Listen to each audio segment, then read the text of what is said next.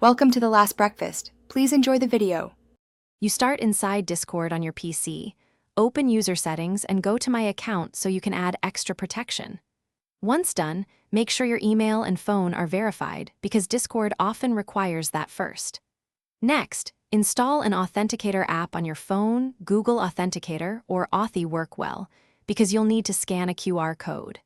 You're moving quickly into the setup, so pause only to confirm the mobile app is installed and your phone is nearby for scanning and copying codes. You now click Enable Two-Factor Auth and follow the prompts. Discord will ask for your account password first to confirm it's you. Then scan the QR code shown with your Authenticator app or copy the manual key. Scanning is faster and less error-prone. Once the app generates a 6-digit code, enter it into Discord and hit Verify. This links your phone app to your account, so codes rotate every 30 seconds, providing the one-time passwords you'll use instead of SMS for stronger security. You're almost done. Download or copy the backup codes Discord provides and store them somewhere safe, offline and encrypted if possible, because they're the recovery path. Then test by signing out and signing back in, entering a fresh authenticator code to confirm everything works.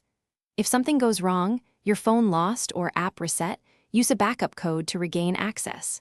If backup codes aren't available, contact Discord support and be ready to prove ownership. Keep calm and provide account details as requested. Thanks for watching. If this was helpful, leave a like and consider subscribing. See you next time.